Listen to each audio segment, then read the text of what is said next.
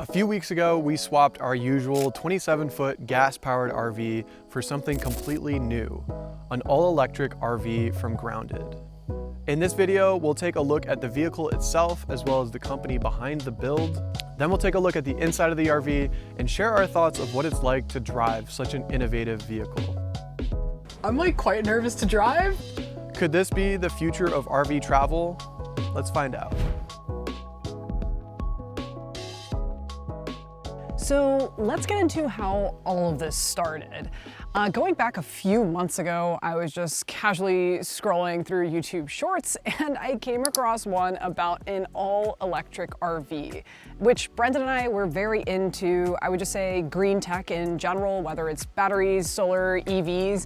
And so when I saw an electric RV, I was like, I've never heard of one. I've pretty much been waiting for one to come out. So I was just so intrigued. And by looking at this short, I was like, oh my God, I'm like, we need to see this. We gotta reach out to this company. Who does it? I was just filled with so many questions. So after a bit of back and forth, we knew we were doing this East Coast loop, and Grounded is headquartered in Detroit, Michigan, which is where Brendan is from. So we already had it on our plans to be stopping by Detroit. So really worked out to a great plan when Grounded gave us a thumbs up and said, yes, we're more than happy to let you guys test out our rig. And we had a date set for us to be able to test drive one of their units. So now let's give you some background on Grounded as a company. So Grounded was founded in 2022. So it's definitely new kids on the block type of company. It is a startup, but what's very cool is that it was founded by ex-Starlink engineers. So you know their units are equipped with Starlink. But Grounded as a company, they started off as wanting to break into the camper van space by building electric units. They consider themselves to be platform agnostic, meaning that their value proposition is in the design within the vehicle and not the vehicle itself. So what this means is that when they first started as a company, they actually started building on Ford's electric transit platform to where now they actually build on the Brightdrop platform, which is built by Chevy. So since they're pretty much becoming masters in the interior design, that allows them to be flexible into what platform they want to go on. So as EV technology continues to progress, they can simply just choose whichever platform they do want to build on. So Grounded definitely got its start with building camper vans. However, they've actually branched out into more business opportunities by building out custom rigs for things like dental offices, medical practices, marketing vehicles. So they very much so are a one-stop shop if you just want to reach out to them and say, hey, I have this custom idea for my business. Maybe it's for a veterinarian and I want to be on the go and I want to have my rig be entirely electric. They will build the inside completely custom for you. And they even have a bit of a designer on their website that you can go ahead and play around with some modules. But before I tell you more about that, Brendan is going to tell you all about their camper van specifically. So like Gabby mentioned, Grounded is platform agnostic, but we got the opportunity to test out one of their camper vans, which is built on the Brightdrop platform. So they build on a 600 and a 400 series, which is two different wheelbases. We got the chance to try out the bigger one, the 600, and the specs on this vehicle are pretty interesting. It lays somewhere in between a van and an RV, I would say. It's definitely larger than your typical cargo van from like Mercedes or Ford or Ram, but it's definitely really small for an RV. So overall in length, it is 24 feet 2 inches. The height of the vehicle is 9 foot 1 inch, and the width is 87 inches. So in comparison to these other vans, it is definitely bigger, and it's actually an all-wheel drive vehicle too, which we thought was really cool. They don't exactly market it to go off-road or do cool things like that, but it is all-wheel drive, so it's gonna be more capable than a typical front wheel or rear wheel drive vehicle. And then when it comes to the range, so this is the real reason why Grounded builds on this platform. So up until the 2025 model, which is what we drove, this vehicle has a 272 mile range, but they have actually increased that for 2026 up to 286 miles. So it's good to see improvement there, and we hope that it continues in the future.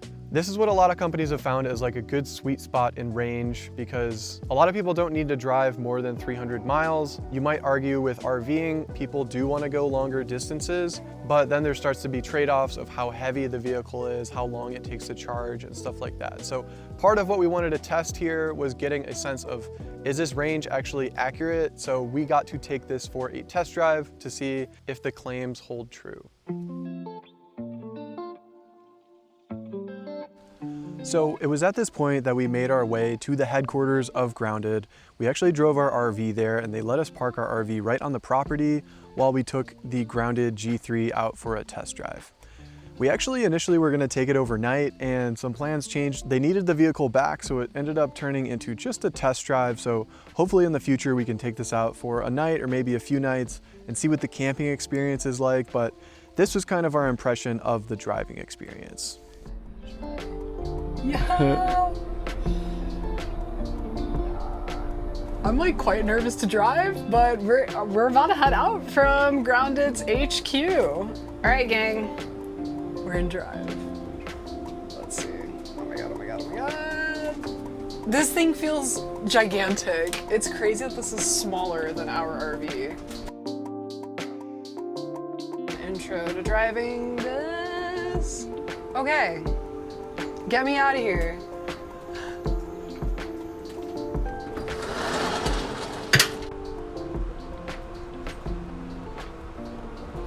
So we just left the headquarters of Grounded RV. So far, Gabby's cruising along driving. The passenger seat is interesting because Grounded actually upgraded this seat, but I am sitting probably a foot lower than Gabby is. So I feel like a little kid sitting here in the passenger seat. So far, driving seems to be good. We got cruise control on, our directions with Apple CarPlay, and just cruising along. And it's not just cruise control, it's adaptive cruise control. So like I have it set to 60 and we're going 57. Now that car just left, now we can see that it's speeding up. It's so nice to have adaptive cruise control. I feel like it is the dream as like full-time RVing. And also what's super nice is that if I want to change lanes, this camera comes on. There's also blind spot detection. So like someone's in my blind spot, but if I want to move over, then this camera pops on so I can see my blind spot. So some newer RVs might have that blind spot camera come on automatically, but us being in a 2002, we don't have that luxury.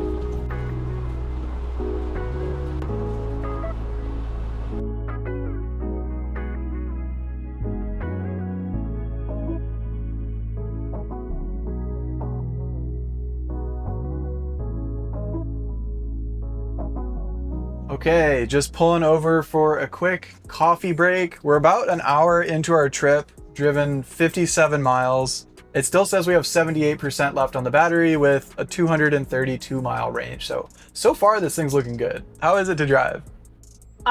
It's been pretty good to drive. I feel like my biggest complaint is honestly the noise in the cab.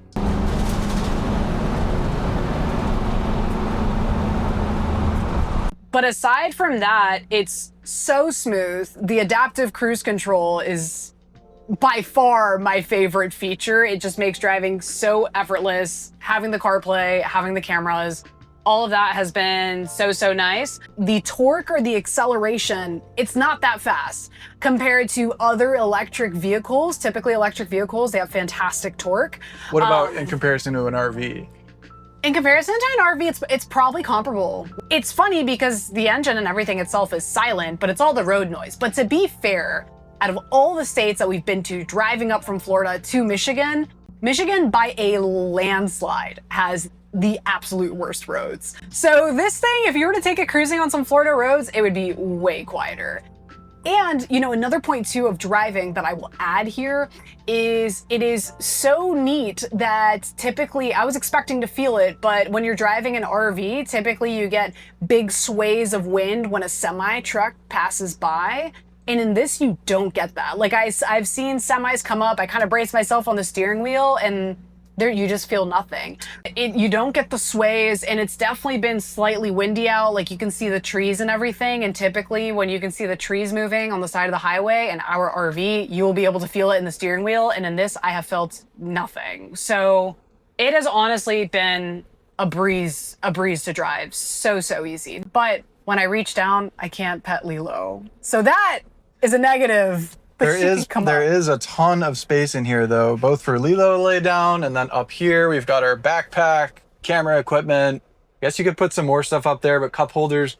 This is like huge space. You can honestly put a bed up there. You can't even like reach the end of it. So that is really nice to have storage space. Well, you have storage space up here too. Like we didn't even put anything up here. Yeah, there's also a few little shelves up here, and then there's a sliding door that we closed while we were driving just to kind of close off the cab a bit and avoid some of the rattles on the inside. But you know, this door is nice. I mean, we're not stealth camping in this thing for the way that the outside of this van looks. But it is nice that at least you can close this off. So from the front, with how big this windshield is, nobody can see back there. So it can be a pro.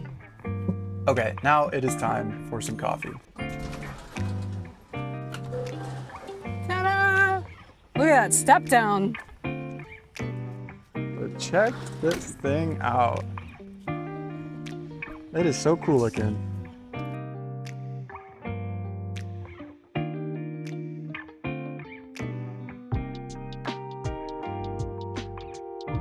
So this van, the G3, was actually just released a few months ago, so feel pretty lucky to be one of the first ones to try this out. But the G3 is basically a redesigned interior of their camper van platform. It has a lot of upgraded cool stuff on the interior, including recycled cabinetry, sustainably sourced materials, as well as things that they had previously, which is fixed Starlink mounted to the roof so you have internet anywhere that you want to go all the time, as well as 1,000 watts of flexible solar mounted to the roof that charges a separate 10 kilowatt hour battery inside. So Chevy unfortunately limits the ability that you're able to interact with their driving battery, so they had to build a separate battery system. The two can talk to each other, but Chevy just has some limitations on the solar being able to charge directly to the range of the vehicle. Some impressions that we had of the interior of the vehicle is that it's a really good size actually. It is small enough that it felt really comfortable to move around. Gabby had to go through some really tight spaces in order to leave the headquarters, but it was really comfortable to be able to like pull over in the grocery store. It didn't feel like this massive thing that we had to move around, but it was big enough that it felt comfortable and kind of breathable when you're on the inside. So like I mentioned before, this is bigger than a lot of other vans, but it's definitely on the small end of what you would classify as an RV. It's at that 24-foot range, but the big difference when it comes to other cargo vans is the width. So you're getting an extra 10 to 15 inches on other cargo vans, depending on which one you're looking at, and that gives you so much more shoulder room as you're walking on the inside. The only con of the vehicle is that in both top corners, the ceiling height kind of slants in, so the ceiling height I believe is 6'6" or something like that, but it's only in the center of the vehicle. If you're standing on the edge, it's gonna be maybe 6 inches shorter than that. The only place this was really an issue at all was in the shower, which is on the side of the van. Me being 6'2", it was kind of hard to stand up inside. I think I could do it if I needed to, but it wasn't overly comfortable. It wasn't the most spacious shower I've ever been in. In addition to that, they have a dry flush toilet, which is an interesting addition, but dry flush toilets are gaining a lot of popularity in the van market right now. Overall, I would say there was a ton of storage in this van. They definitely made good use of the space, and I would say we would easily be able to bring almost everything that we have with us into a 24-foot space. The only area that it was slightly lacking, I would say, is the exterior space. Grounded did a great job of upgrading the door in the back, because the Brightdrop actually comes originally with like a roll-up door. So Grounded actually took that out and installed an actual RV storage door that you can walk in and out of. The only thing is when it comes to things like a kayak or outdoor toys that you don't necessarily want to bring on the inside, there's not a great place for those types of things. So I feel like they could have gone with maybe a U-shaped dinette instead of just a back-to-back setup. Maybe had a little bit of a garage in the back, might have been nice. Another upgrade that they made to the G3 model is the elevator bed. So these are gaining a lot of popularity, and it's very conducive to use this elevator bed system because you can make use of the height that you have in the vehicle. So my only complaint was that this bed didn't go all the way up to the ceiling. So when I was sitting underneath, my head was kind of touching the bottom side of the bed, and I wouldn't say it was the most comfortable thing in the world. If I were to give feedback or design it myself, I think I would have made the bed system a little bit thinner, or make sure that it goes all the way up to the ceiling to make sure that you have the most headspace available. Overall, with the range testing, I would say I was also really impressed. If you're not familiar with EVs, they definitely get better range the slower that you go. But the good thing is, for the RV industry, a lot of people don't want to drive RVs super fast. So us specifically in our 27-foot RV that we drive, we usually cruise somewhere between 62 and 65 miles an hour, which is what we did on this test drive with the Grounded to get an even comparison across the board. And overall for the drive, we drove just about 100 miles. So we got a really good sense of what the true world range could be on a vehicle like this. The range estimator that is in the vehicle, when we started off the drive, it said that there was 292 miles of range on the vehicle based on past driving performance. I guess it's driving further than they estimated from the factory. But overall, started at 292 mile range. And after we drove 100 miles, the range estimator said 207 miles. And there was 62% left on the battery. So overall, I'll have to do the calculations, but I think we would have gotten well over 300 miles if we would have driven it the full amount, which I think is more than enough range. I don't think many people want to drive an RV more than 5 hours a day. And if you do, maybe this isn't the best option for you. But overall, I just want to leave a shout out to Grounded for letting us try out this rig. I hope that we can do some more collabs in the future because I am seriously so impressed with the vehicle and I can't wait to see how things progress in the future.